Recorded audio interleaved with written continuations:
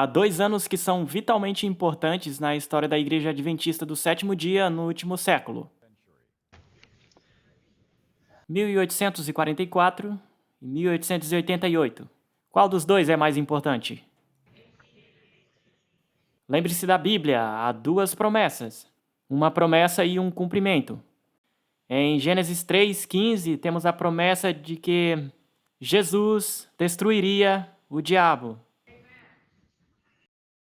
No livro de Mateus, há uma declaração que diz: está consumado. Qual dos dois é mais importante? Está consumado, a realidade, o cumprimento. Em 1844, Jesus inaugurou um novo ministério que ele nunca tinha exercido antes no Santuário Celestial para iniciar um processo. E em 1888, seu plano era concluir o processo. Era seu plano que Jesus voltasse muito breve, depois que uma mensagem final de preparo fosse dada. Eu acredito que 1888 foi o ano mais importante na história da Igreja Adventista do Sétimo Dia. Não somente pelo que prometia, mas pelo que aconteceu. Vamos prevenir qualquer dúvida sobre o significado deste ano. Eu vou compartilhar algumas citações de Ellen White dos materiais de 1888. Ela diz que esse foi o alto clamor de Apocalipse 18 para iluminar todo o mundo com a sua glória. Ela diz que esta mensagem deveria mostrar mais proeminentemente perante o mundo o Salvador crucificado. Ela diz que não há ponto que precisa ser repetido mais frequentemente do que a impossibilidade do homem caído merecer qualquer coisa por suas próprias obras, por melhores que sejam. E eles precisavam ouvir isso e nós também precisamos. O Salvador erguido, que providenciará o poder que você e eu não temos. Agora, não houve ampla aceitação dessa mensagem naquele tempo, e ela teve outra mensagem. Ela disse: saí do caminho, irmãos, não vos interponhais entre Deus e sua obra. Se não sentis sobre vós mesmos o encargo da mensagem, então preparai o caminho para aqueles que sentem essa responsabilidade. Será que esse conselho ainda vale hoje? E então ela disse algo muito sério. Ela diz: rejeitando a mensagem dada em Minneapolis, os homens cometeram pecado. Linguagem séria. Era destinada aos líderes da igreja naquele tempo. Se você quer as referências dos textos, eu os encontrei nas seguintes páginas: 1575, 1336, 811, 377 e 914. Além disso, 26 anos mais tarde, aliás, mais do que isso, em 1926, isso daria 38 anos mais tarde, o pastor A.G. Daniels escreveu um livro chamado Cristo, Nossa Justiça, e eis o que ele disse: é difícil entender como pode haver qualquer mal-entendido ou incerteza quanto ao endosso celestial a essa mensagem. É de maior significado para a igreja do presente do que poderia ter sido em 1888. Quanto mais nos aproximamos do grande dia do Senhor, tanto mais imperativo será a obra de purificação da alma que essa obra foi enviada a realizar. Certamente temos todos os motivos para um novo estudo de coração e proclamação dessa mensagem. Isto está nas páginas 25 e 26 de Cristo, Nossa Justiça. Será que isso ainda é um bom conselho hoje? É mais imperativo do que nunca entender essa mensagem. Eu vou convidar um amigo meu agora.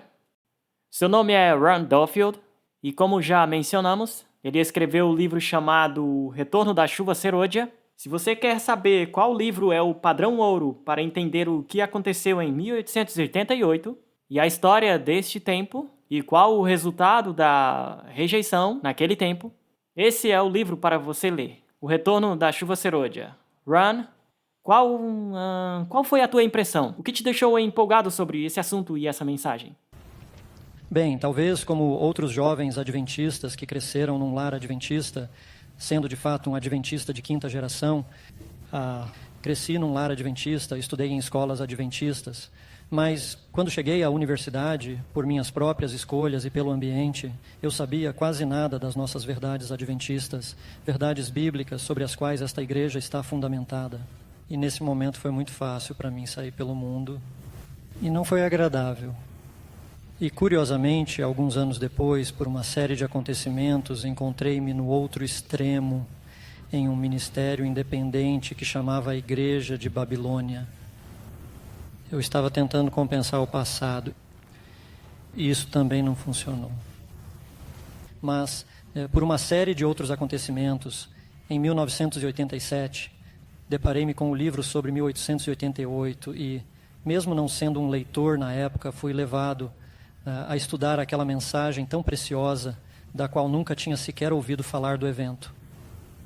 E começou a responder a perguntas que eu nem sabia que tinha sobre o grande conflito, sobre o que é pecado, o que Cristo fez, por que Cristo realmente veio a esta terra. Será que importa que natureza ele tinha? E o que significa que ele é o nosso exemplo? O que é a verdadeira justiça pela fé, não apenas teologicamente, mas na prática? E quanto à perfeição do caráter? E quanto àquela última geração?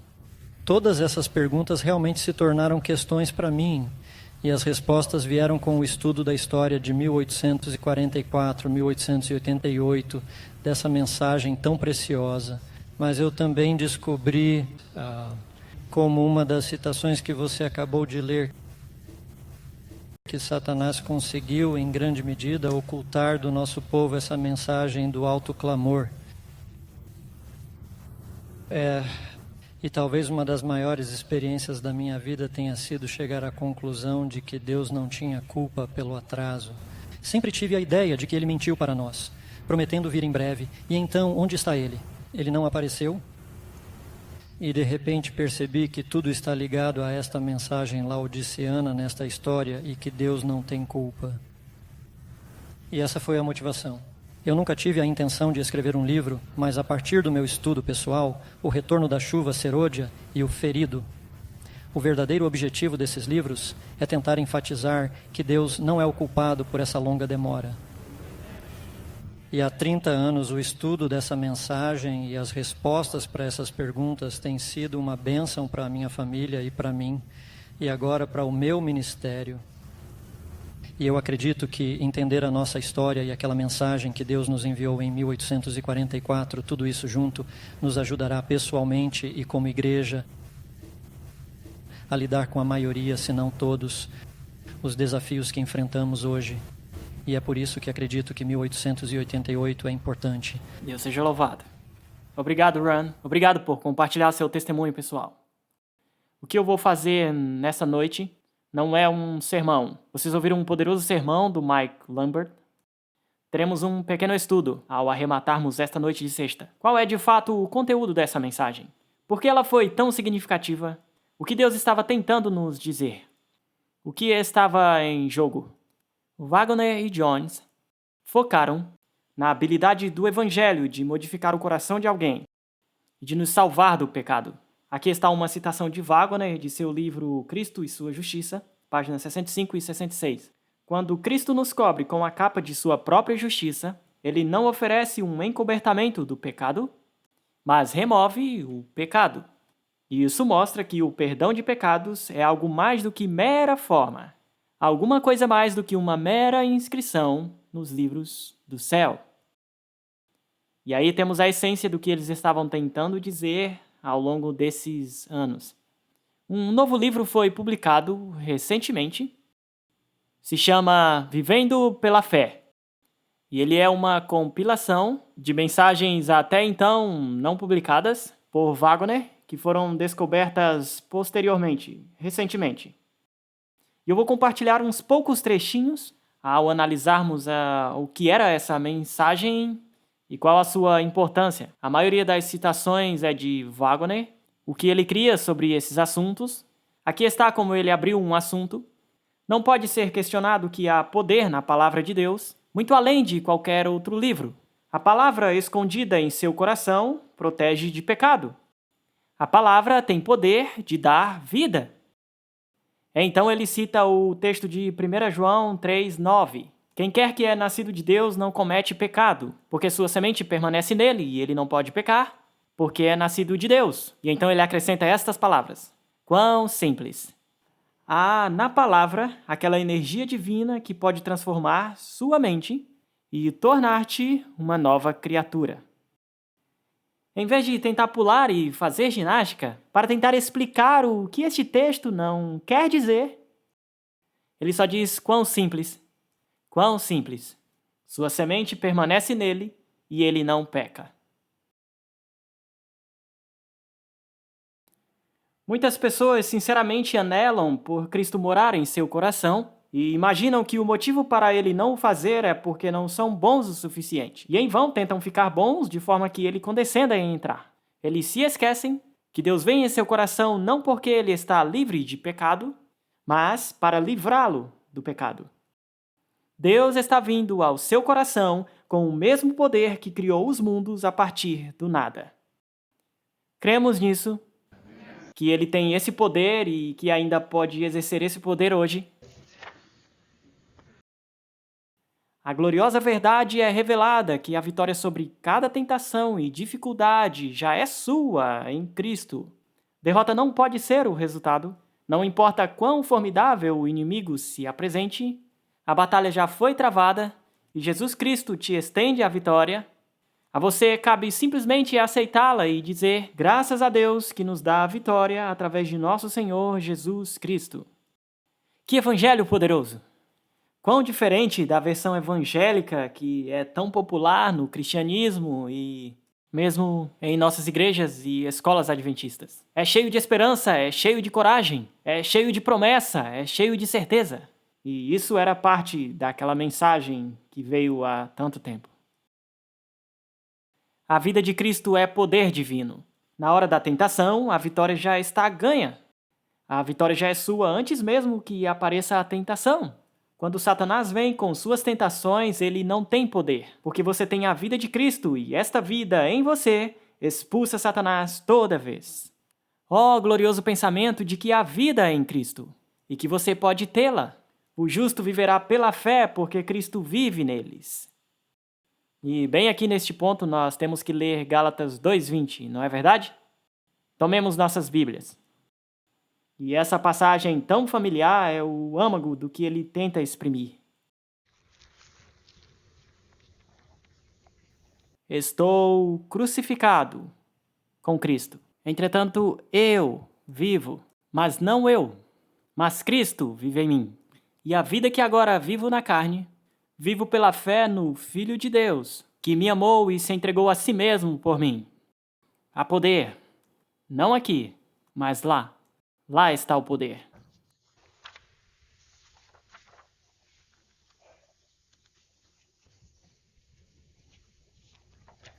Ao ele continuar nisso, há outro texto que merece nossa atenção, Romanos capítulo 1. Paulo é muito ousado. Ele não fala meias palavras.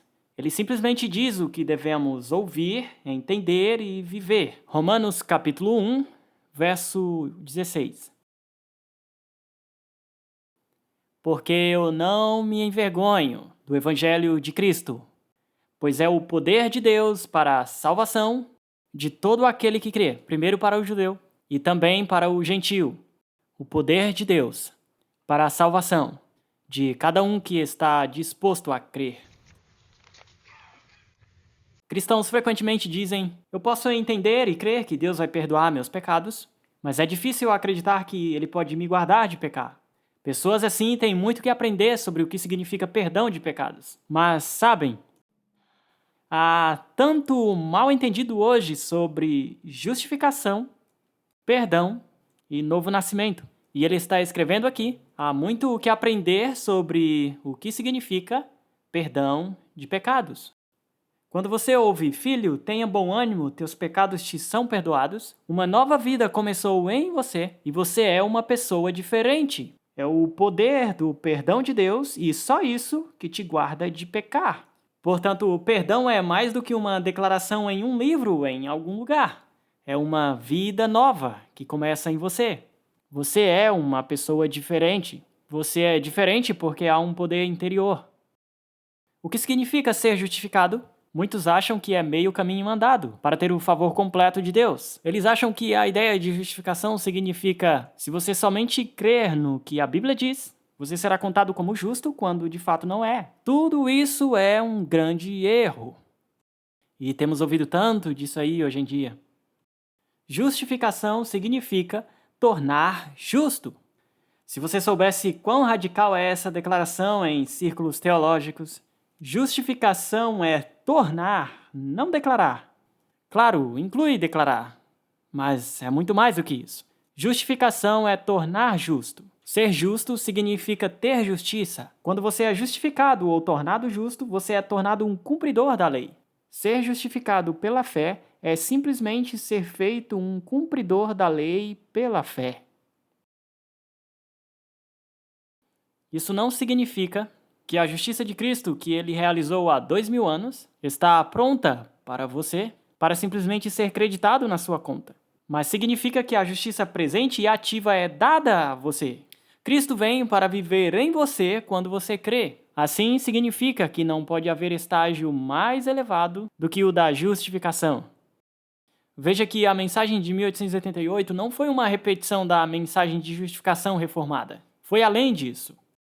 Repare que, vez após vez, ele diz que o dom da justificação é o tornar justo o indivíduo.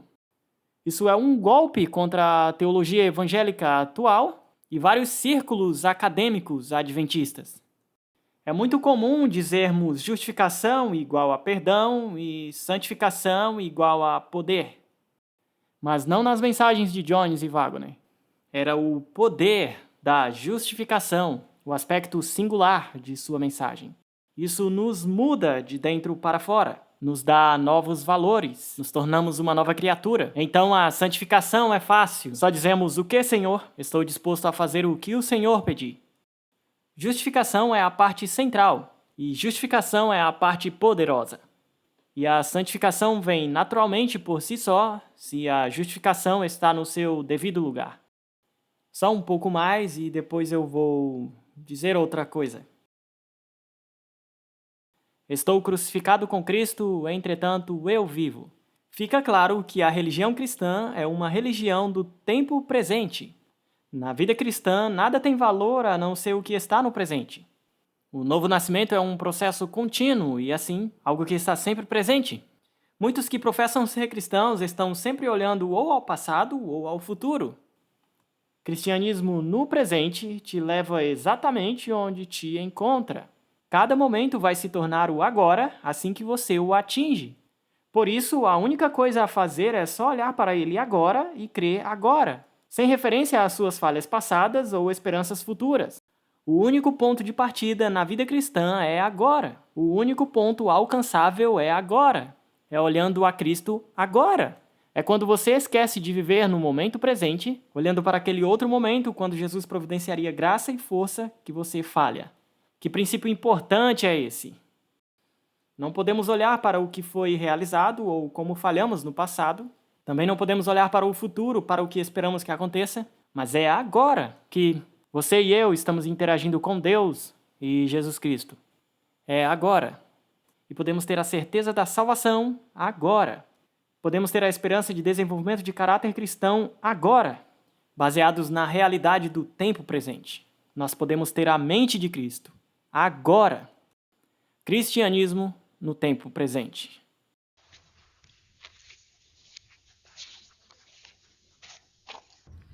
Faz parte da natureza das plantas se volverem em direção ao sol, mas no jardim espiritual de Deus, alguns tentam crescer em outra direção. Alguns tentam crescer por algo inerente neles mesmos. Imagine uma planta tentando por si mesma se exercer para ficar mais forte e mais alta, e cravar suas raízes mais profundamente no solo. A ideia é absurda, mas isso é o que muitos cristãos pensam que têm que fazer, para crescerem como cristãos. Uma planta cresce, sobe e fica mais forte, sem se exercitar por si, ela simplesmente olha para o sol. O processo é simplesmente um esforço para chegar mais perto da fonte de sua luz. Você não pode crescer olhando para si mesmo, não pode crescer olhando para outras plantas ao seu redor. Tudo o que Deus quer é permitir-lhe trabalhar em ti. Se você olhar firmemente para Ele, assim como uma planta se vira para o sol que brilha no céu, se fizer esforço constante para se virar a Ele, assim como a planta se vira para a fonte de sua vida e galgar mais e mais em direção ao brilho de sua face, então você não vai ter dificuldade alguma de obter a medida plena do conhecimento que você deseja. E o último trecho que vou compartilhar sobre isso. Impotente, totalmente impotente em si mesmo, inapto a cuidar de si mesmo por um único momento, inapto a resistir à menor da tentação, incapaz de realizar uma única boa ação.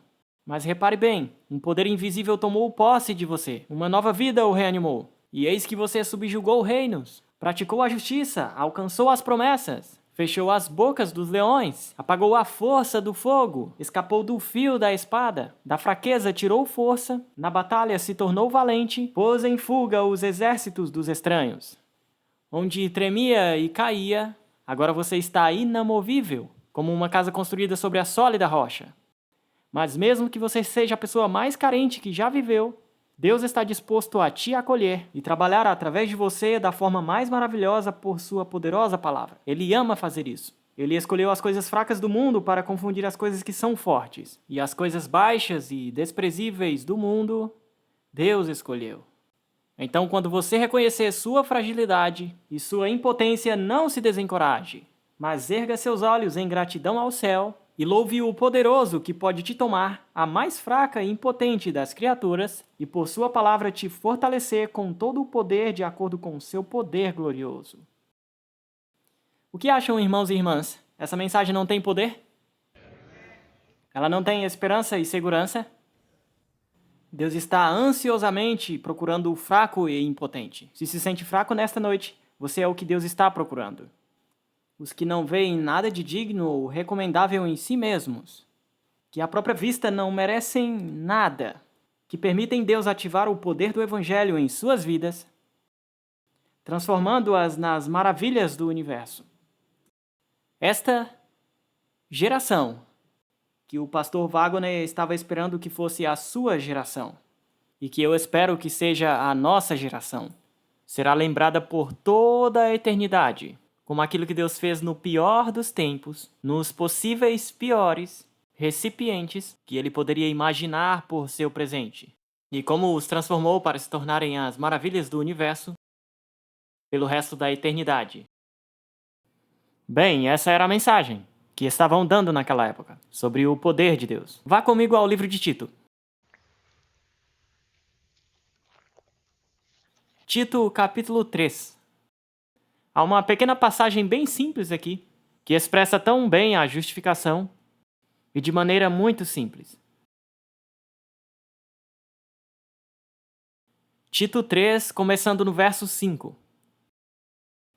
Não por obras de justiça que nós tenhamos feito, mas de acordo com sua misericórdia nos salvou. Agora vamos falar sobre como funciona a salvação. Pelo lavar da regeneração, pela renovação do Espírito Santo, que derramou sobre nós abundantemente através de Jesus Cristo, nosso Salvador, sendo justificados, e olha só agora, aqui está a justificação pela fé, fôssemos feitos herdeiros de acordo com a esperança da vida eterna. Então, como acontece a justificação? Escrevendo algo em algum livro no céu? Ou será que precisa de lavagem, de regeneração? E, amigos, isso acontece antes do batismo nas águas. O coração é regenerado, é lavado. Então, regeneração, renovação, poder do Espírito Santo, tudo faz parte da justificação pela fé. E não somente santificação, como é tão frequentemente ensinado. Quando esta lavagem e esta renovação acontecem, então nós temos o poder da graça perdoadora e da justificação. Algumas citações de Ellen White, o Maior Discurso de Cristo 114. O perdão de Deus não é meramente um ato judicial, pelo qual ele nos livra da condenação. A palavra meramente é importante. É um ato judicial, mas mais do que isso. Não é somente perdão pelo pecado, mas livramento do pecado. É o transbordamento de amor redentor que transforma o coração. Ela está falando sobre perdão, não sobre santificação. Ela está falando sobre justificação. Em Mensagens Escolhidas, volume 1, 394. Em nós mesmos somos pecadores, mas em Cristo somos justos, tendo-nos feito justos, mediante a imputada justiça de Cristo, Deus nos pronuncia justos. Isso vira ao avesso todo o evangelho teológico, como é entendido no cristianismo popular. Primeiramente, somos feitos justos, e depois Cristo nos declara justos. Não vice-versa. Deus não fala em ficção. Ele não diz que você é justo quando é totalmente injusto, simplesmente porque você diz, eu creio em Jesus. Primeiro ele nos torna justos, e depois nos declara justos, como o seu dom para nós. Parábolas de Jesus 1:63. Aproximando-se o pecador da cruz erguida e prostrando-se junto à mesma, atraído pelo poder de Cristo, dá-se uma nova criação. É-lhe dado um novo coração. Ele se torna uma nova criatura em Cristo Jesus. Deus mesmo é justificador daquele que tem fé em Jesus. Tudo isso faz parte da justificação. Nova criatura, transformação, mudança de coração. Atualmente tem havido um grande esforço para separar o poder transformador do Espírito Santo da justificação, ensinando que podemos ser justificados primeiro e, mais tarde, em uma fase do novo nascimento da santificação, há uma experiência de transformação. Isso não é bíblico. Isso não é o que a Bíblia ensina. Há poder na justificação e no perdão.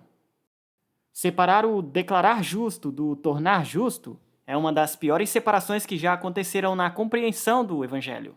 E isso é epidêmico, irmãos e irmãs, dentro da nossa querida Igreja Adventista. Precisamos conhecer o que estamos ouvindo. Essa teologia encoraja os cristãos a tolerar o pecado em suas vidas, porque mais tarde eles se tornarão justos. Agora mesmo sou declarado justo, mesmo que esteja pecando em quantidade considerável. Essa é uma mensagem que temos que dominar bem. Mensagens Escolhidas, volume 1, 366.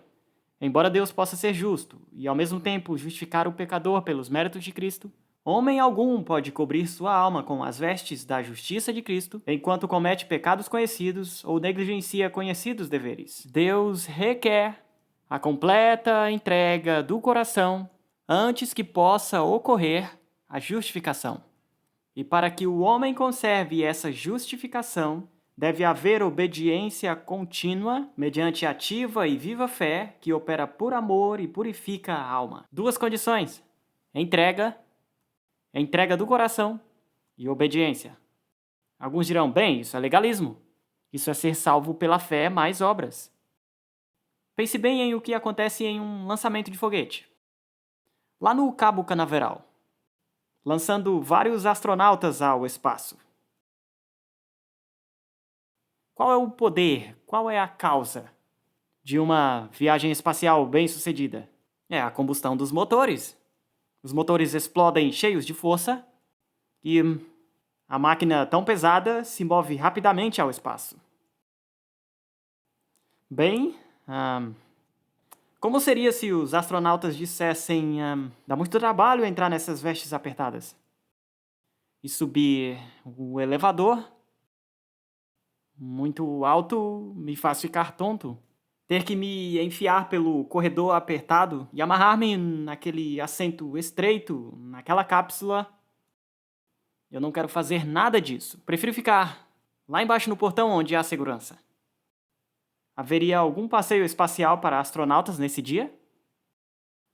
3 meses lá embaixo no porão.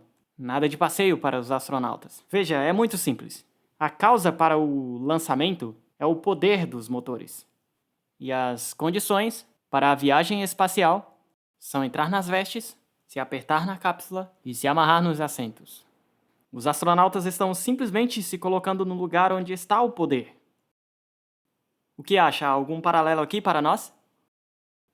Fazer obras boas não nos faz merecer a salvação. Mudar nossos hábitos não nos faz merecer a salvação. Há apenas uma causa da salvação. E essa é a vida e morte de Jesus Cristo e a misericórdia de Deus. Mas posicionar-nos onde se encontra esse poder requer-se condições que não contribuem para a salvação, mas sem elas a salvação não pode acontecer. As condições são entrega e obediência de coração. E isso é o que não é bem compreendido na maior parte do cristianismo. A diferença entre condição e causa.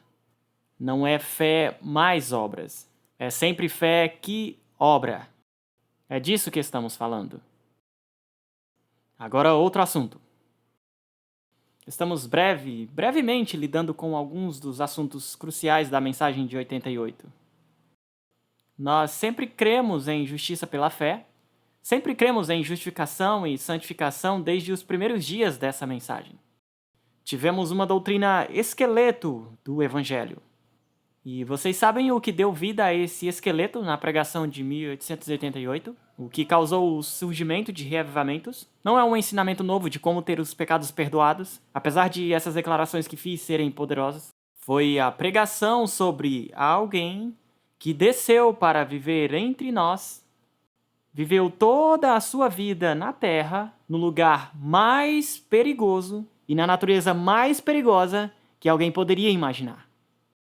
Caída, pecaminosa, natureza, tentado nas paixões tempestuosas de nossas mentes nesta natureza, e mostrando como esta natureza pode ser subjugada ao poder do Espírito Santo, e no caso de Cristo não prevaleceu uma única vez, e não se manifestou em decisão, ação ou em palavra. Nenhuma vez. Deus tem esse poder sobre nossa natureza caída. E isso foi o que deu vida ao esqueleto da justiça pela fé, na pregação dessa mensagem, em 88 e nos próximos anos. Esse poder vivo de Jesus Cristo tendo descido perante nós. E o que considero trágico é que esta apresentação dinâmica e comovente dessa luta de Cristo para viver em submissão ao seu Pai Celestial foi calada, foi omitida e coberta com explicações sofisticadas que excluem essa vitória poderosa que Cristo teve. Por que estamos ignorando? Por que estamos negligenciando o que Cristo fez e o que Deus fez através dele nesta natureza? É quase uma conspiração de silêncio sobre a pregação dessa muito poderosa mensagem. Nós trocamos uma verdade clara por explicações muito sofisticadas e separações e discussões acadêmicas. Décadas se passaram.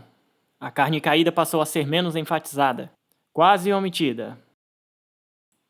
Os que fizeram isso, temos que deixar bem claro, não eram desleais, eles não eram insinceros, eles acharam que estavam criando pontes para com pessoas fora de nossa comunhão. Mas a negociação de um pouquinho de reconhecimento em troca de quase nada. Abriram mão de algo muito, muito importante. Cristo vivendo na natureza muito perigosa de nossa carne caída. Dependendo de Deus todo dia, lutando com lágrimas, orando noites inteiras, chorando perante Deus por causa das lutas de sua própria natureza. Largar mão disso por um pequeno reconhecimento, uma pequena aceitação. Um erro trágico foi cometido. E no mesmo grau que essa mensagem foi perdida de vista, no Adventismo do sétimo dia, nesse mesmo grau, a doutrina da justiça pela fé se tornou uma doutrina esqueleto novamente em nosso meio, com implicações legais somente, e não implicações transformadoras. Essa foi uma parte muito essencial dessa mensagem desse tempo. Quero que tomem novamente suas Bíblias, deem uma olhada comigo em João 14:10. Uma das razões mais importantes porque Jesus desceu a este mundo está expresso neste simples texto. João capítulo 14, verso 10. Ele está falando com Filipe, e você sabe que Filipe está tendo seus problemas aqui. Viu eu o Pai? Filipe quer saber. Mostra-nos o Pai, por favor. Verso 10. Não crês tu que eu estou no Pai, e o Pai está em mim? As palavras que eu vos digo, não as digo de mim mesmo, mas o Pai que está em mim é quem faz as obras. O que Cristo veio fazer? Revelar o Pai. Essa foi a sua missão primária. Ele estava revelando como o Pai agiria e como é o caráter do Pai. Agora, Satanás fizera sérias acusações contra o pai e também contra o filho, é claro. Eu vou ler 2 citações que são tão importantes quanto a acusação que Satanás fez contra Deus, de Manuscript Releases, volume 5, 112. Satanás, o anjo caído, declarara que ninguém poderia guardar a lei de Deus depois da desobediência de Adão. Ele afirmou que toda a raça estava sob seu controle. Repare sua afirmação. Você não consegue guardar a lei de Deus, ninguém consegue guardar a lei de Deus, porque Adão pecou e transformou a linda natureza que Deus lhe dera em uma natureza caída, pecaminosa. Ninguém pode guardar a lei sob tais circunstâncias. Signs of the Times, 16 de janeiro de 1896. Satanás declarou, agora lembre-se que fora feita uma acusação. Satanás declarou que era impossível para os filhos e filhas de Adão guardar a lei de Deus. Assim, atribuiu a Deus uma falta de sabedoria e amor. Se eles não conseguem guardar a lei de Deus, então haveria falta no legislador. Agora ponhamos nosso nome lá. Ele disse que era impossível para você obedecer à lei de Deus e para mim obedecer à lei de Deus. E se nós não conseguimos obedecer à lei de Deus, é um problema da lei de Deus e um problema do caráter de Deus. Essa é a acusação. Outra vez, da mesma referência. Jesus se humilhou, revestindo sua divindade com a humanidade, para que pudesse figurar como cabeça e representante da família humana e, por preceito e exemplo, condenar o pecado na carne e desmentir as acusações de Satanás. Como Cristo poderia revelar o Pai? Mostrando que Satanás era um mentiroso. Qual foi uma das principais acusações de Satanás? Seres caídos com naturezas caídas não podem guardar a lei de Deus, é impossível. E isso é o que se ouve por todo o mundo cristão hoje e dentro do adventismo também. Enquanto você tiver uma natureza caída, você não pode obedecer à lei de Deus perfeitamente. Essa é a acusação de Satanás. E Jesus vem desmentir essa acusação. Em uma simples citação em My Life Today 323, revelando ao universo celestial, a Satanás e a todos os caídos filhos e filhas de Adão, que por sua graça a humanidade pode guardar a lei de Deus. Isso foi o que ele veio provar. Através de sua graça, você e eu podemos guardar a lei de Deus. A acusação de Satanás é que é impossível. Jesus provou que é possível. Mas apenas se ele veio em natureza caída.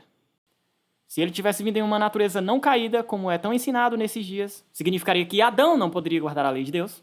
Não diz nada sobre você e eu. Não responde à acusação de Satanás, de que seres humanos caídos não podem obedecer à lei de Deus. Se ele tivesse vindo em uma natureza parcialmente de Adão e parcialmente minha, isso prova que alguém com a natureza parcialmente de Adão e parcialmente como eu consegue guardar a lei de Deus. Ainda não vi pessoas assim por aí. Isso também não responde às acusações de Satanás. A única maneira que ele poderia ser nosso substituto, repare que não estamos falando de Jesus como exemplo aqui. A única maneira que ele poderia ser nosso substituto e morrer na cruz do Calvário, podendo nós assim ter salvação por Satanás ter sido derrotado no está consumado, é Jesus provando que Satanás está mentindo quando ele diz: a natureza humana caída não pode guardar a lei de Deus. Isso é a importância desse assunto. Jesus não pode cumprir sua missão sem tomar essa natureza. E então há outro aspecto disso. Vamos a Apocalipse 14, versículo 5. Apocalipse 14, verso 5.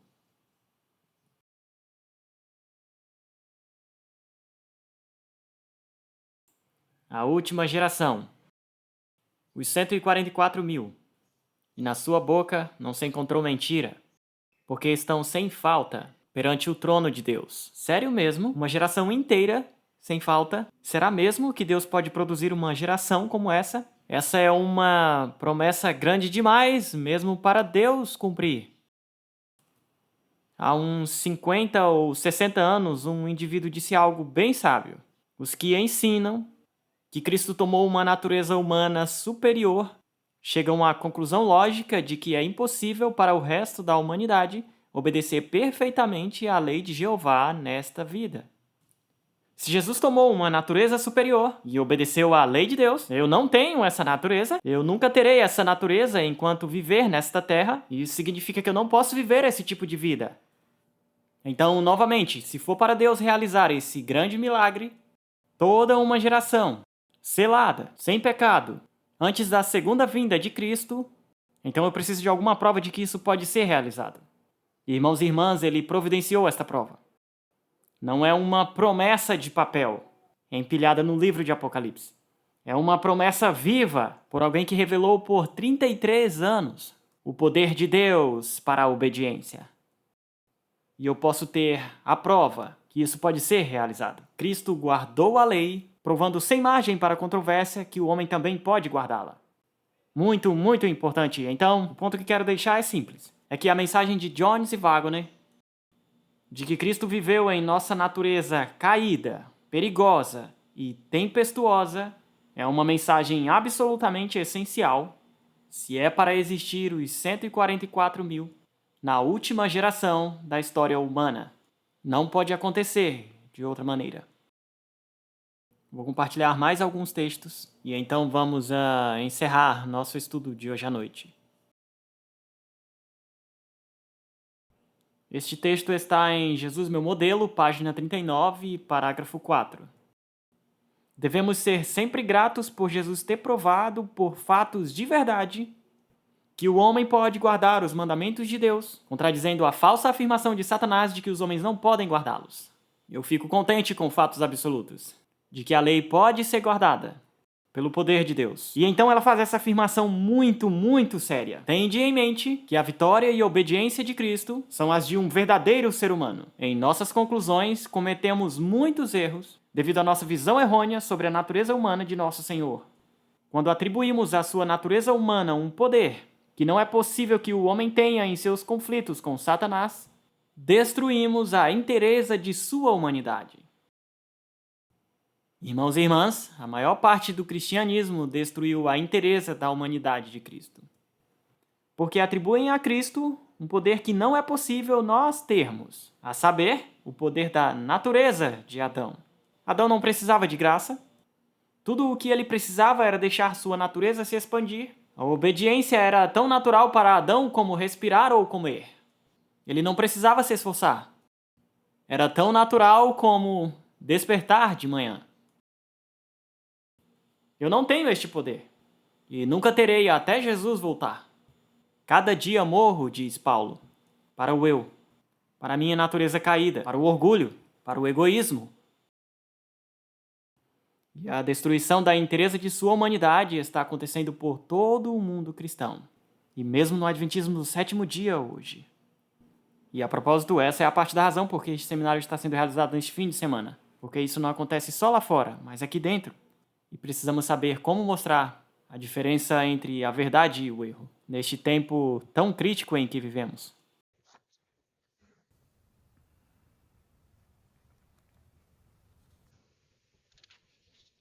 Bem, tem outras citações, mas penso que vou deixar... só mais uma. Mensagens Escolhidas, volume 1, página 244. A humanidade do Filho de Deus é tudo para nós. É a corrente de ouro que liga nossa alma a Cristo e, por meio de Cristo, a Deus. Isso deve constituir nosso estudo. Avancemos rumo a essa corrente de ouro, meus amigos. Não vamos evitá-la porque há muita controvérsia. Então deveríamos evitar o sábado também, porque é muito controverso nesse nosso mundo. Essa corrente de ouro deve constituir nosso estudo. E é muito importante que manejemos isso corretamente nesse tempo e reflitamos cuidadosamente sobre isso. Só para dar-vos uma pequena perspectiva, eu vou ler um pouco do livro Estudos Bíblicos, que foi um dos nossos livros populares por muitos anos, vendido pela maioria dos colportores ao redor do mundo adventista, vendido aos milhões, mas eu vou ler da edição impressa em 1916 e 1944. Temos uma edição diferente hoje. Ouça o que ele diz. Em sua humanidade, Cristo participou de nossa natureza pecaminosa caída. Era assim que começava a sessão desse assunto. Se não fosse assim, então não seria em tudo igual aos seus irmãos, não seria tentado em todos os pontos como nós o somos, não venceria como temos de vencer, não sendo assim o Salvador completo e perfeito que o homem precisa e deve ter para ser salvo. Direto assim, em um livro que vendíamos aos milhões, às pessoas, aos compradores.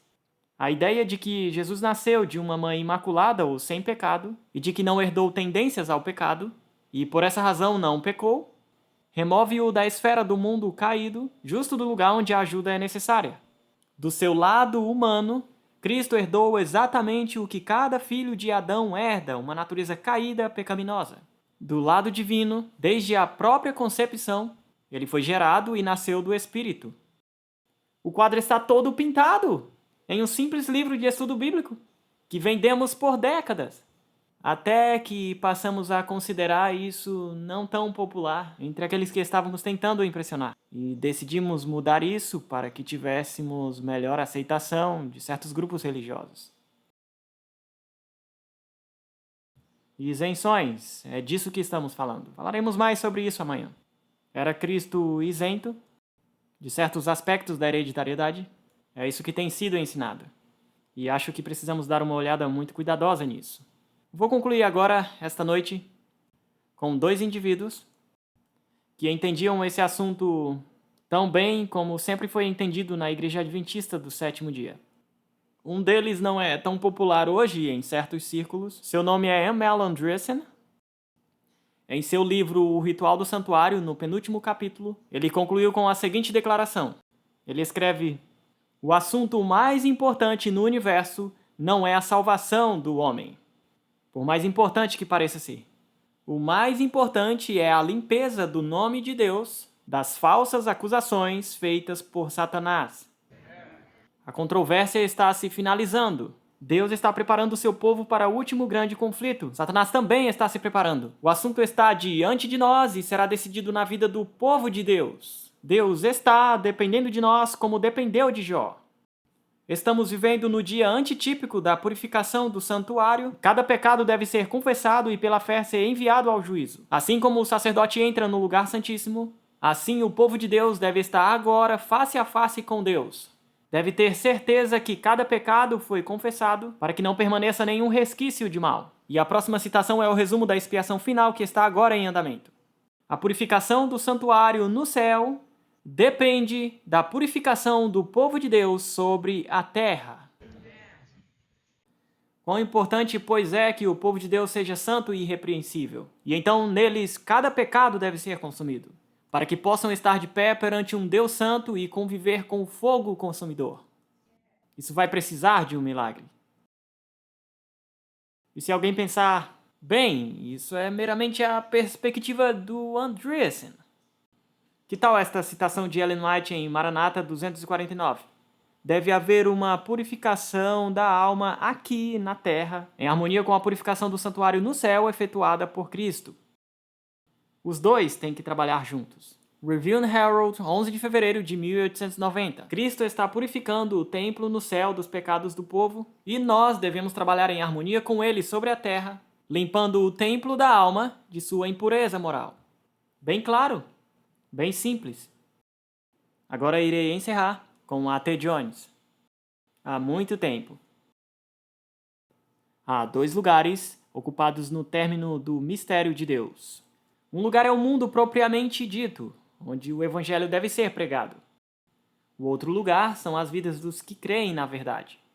Nós, ouça com atenção, podemos pregar e proclamar usando palavras até os confins da terra, a cada alma sobre a terra em nossa geração, para que essa fase da obra fosse concluída e completada. Mas, se a manifestação de Deus na vida dos que pregam isso não estiver completa, poderíamos pregar isso por 10.000 anos e o fim nunca viria.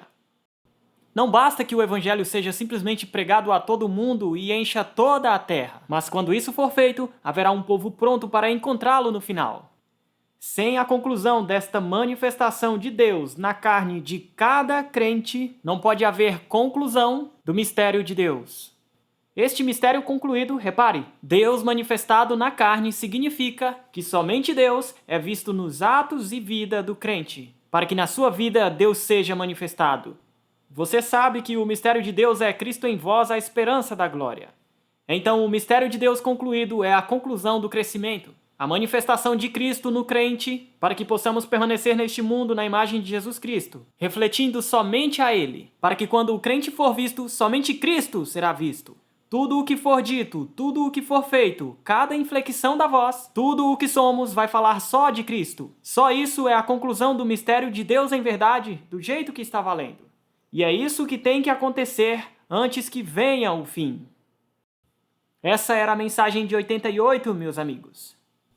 Ele diz: cada pregação do santuário, cada estudo sobre o santuário, cada proclamação do santuário, que não pregue e proclame o fim da transgressão na vida daquele que o prega, que não se manifesta no conseguir o fim dos pecados na sua vida, que não inclui o fazer a reconciliação de iniquidade naquele que dá a mensagem, que não traz justiça eterna à vida daquele que está pregando, não está de forma alguma pregando a mensagem da purificação do santuário. O mensageiro deixa de fora exatamente a parte que o anjo de Deus torna a substância de todo o assunto. Mas tem irmãos neste auditório, e ele está pregando aqui para líderes na conferência geral. Existem irmãos neste auditório hoje que conhecem pessoas que conseguem recitar todas as datas dos 2.300 dias, dizer todos os capítulos e versos, mas que não conhecem em suas vidas o fim da transgressão, que não conhecem como é dar fim a seus próprios pecados, que não conheceram reconciliação pela sua própria iniquidade e não têm justiça eterna inserida para guardá-los de pecar. E você sabe que isso é verdade, e esse tipo de pregação sobre o santuário e sua purificação jamais trará a purificação do santuário e nunca nos levará ao fim, não, Senhor. Há uma purificação do santuário no céu, é verdade.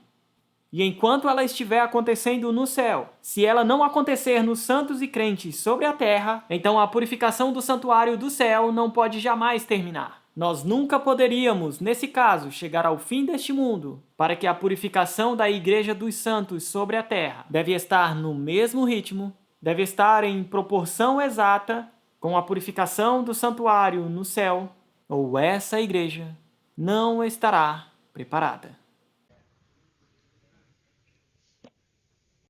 Esses são alguns recortes da mensagem de 88.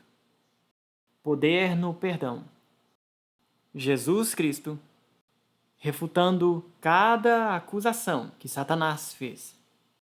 Uma purificação total, plena, completa. Uma purificação do pecado no coração de todo aquele que recebe o selo de Deus, para a vindicação do nome de Deus e para provar que Satanás está mentindo. É por isso que eu acredito que esta mensagem é a única mensagem hoje que vai nos levar ao fim do mundo. Nenhuma mensagem nova. Nenhuma nova interpretação. Nenhuma tentativa de ganhar mais pontos de relações públicas com aqueles que não estão felizes pela forma que fazemos as coisas. Precisamos tomar uma decisão, irmãos e irmãs. Quão seriamente estamos querendo concluir a obra. Finalizando a obra aqui, em nosso coração e em nossa mente. Quando esta obra concluir, nós vamos para o lar. É simples assim. Mas ela tem que ser concluída aqui, para que possa ser concluída lá em cima. Que Deus nos ajude a não nos distanciarmos da única mensagem que irá nos preparar para o selo de Deus. Continuaremos amanhã. Temos mais a dizer sobre essas questões amanhã e vamos entrar em alguns detalhes que precisam ser mencionados também. Muito obrigado por vir aqui nesta noite. O pastor vai encerrar o encontro desta noite e desejo a vocês um bom descanso.